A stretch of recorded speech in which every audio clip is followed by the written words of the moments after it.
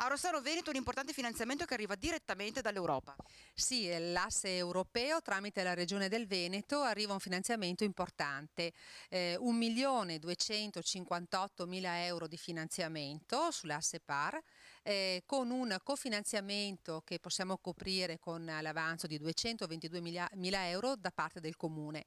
Che cosa faremo con questi soldi? Sono finalizzati all'efficientamento energetico del nostro Istituto Comprensivo Rodari, quindi le scuole elementari e le scuole medie della nostra città saranno completamente rifatte, un risparmio energetico di cui usufruiranno i nostri ragazzi, i nostri studenti, ma i cui frutti insomma possiamo naturalmente ben sperare di usufruirne anche noi tutti come cittadini. Una boccata d'ossigeno necessaria in tempi in cui i comuni sono sempre più stretti con il patto di stabilità.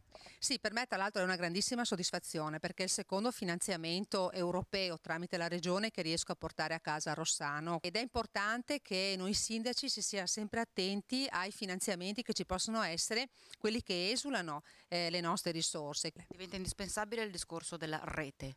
Diventa indispensabile il discorso della rete, cioè il fatto di avere delle buone relazioni all'interno degli uffici regionali, europei, ministeriali, avere la possibilità di avere dei politici che anche ti segnalano quando escono i bandi.